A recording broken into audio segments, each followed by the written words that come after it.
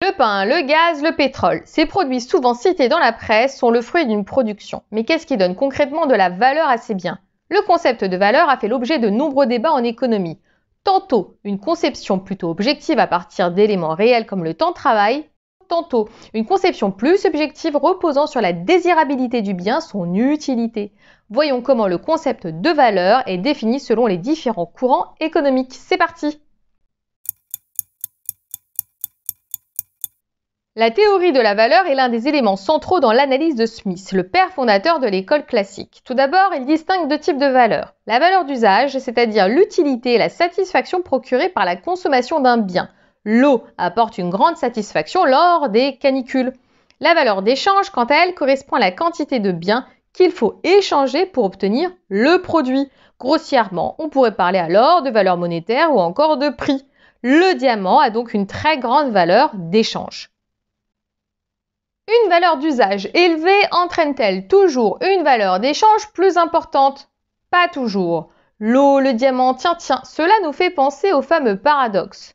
L'eau a une grande utilité encore plus lorsqu'on est perdu en plein milieu du désert, mais sa valeur d'échange est très faible. Inversement, le diamant a une utilité qui reste limitée, donc une faible valeur d'usage, mais vous vous doutez, sa valeur d'échange est très élevée. Comment expliquer ce paradoxe? Le diamant a une valeur d'échange élevée car il a fallu du temps pour l'extraire, travailler la pierre, donc beaucoup de travail. C'est ce qui explique donc son prix élevé. D'après Smith, la valeur d'un bien, donc mon diamant, ma table, mon ordinateur, proviendrait donc de la quantité de travail nécessaire pour produire.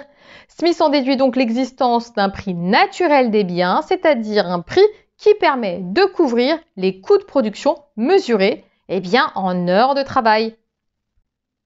Un peu plus tard, un certain David Ricardo reprend la théorie de la valeur de Smith en la modifiant un petit peu.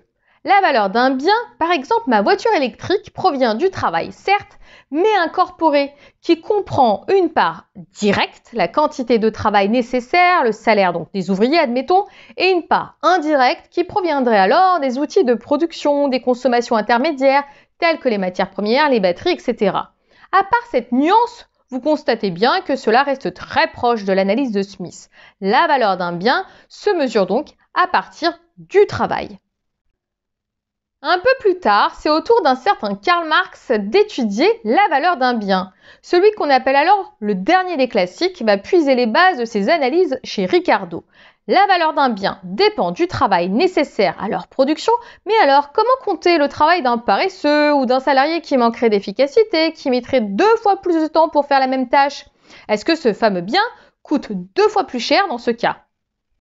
Évidemment, c'est non. Pour Marx, la réponse vient du temps de travail socialement nécessaire à la production. Quesaco.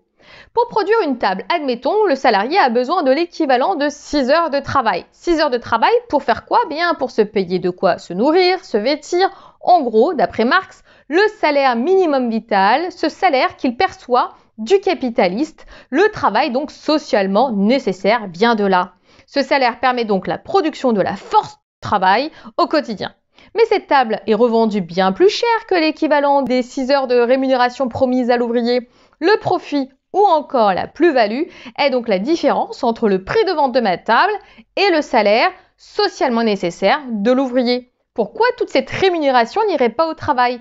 Il s'agit là de la théorie de l'exploitation. Le capitaliste ferait donc du profit sur le dos de son ouvrier rémunéré faiblement.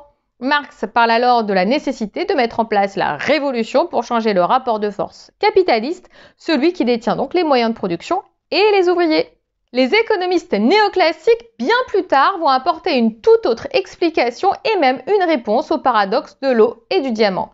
Walras Jevons Menger affirme que la valeur d'échange, donc le prix, est liée à la valeur d'usage, l'utilité, et ajoute la notion d'utilité marginale. Voyons cela. L'eau a clairement plus d'utilité que le diamant. On pourrait donc s'attendre à ce que son prix soit plus élevé, sauf qu'au bout du deuxième verre, troisième verre, on atteint une certaine satiété. On dit que l'utilité marginale est décroissante, autrement dit, la satisfaction supplémentaire apportée par la consommation du bien diminue. Eh bien, c'est cela qui explique un prix plus faible que le diamant. Ce dernier reste plus rare que l'eau. Pour résumer ici, la valeur d'un bien, d'après les néoclassiques, dépend de son utilité marginale, de sa rareté, mais aussi des goûts subjectifs de chacun. Certains vont préférer Vitel plutôt qu'Evian. Voilà, c'est fini pour aujourd'hui. À bientôt pour d'autres vidéos d'économie.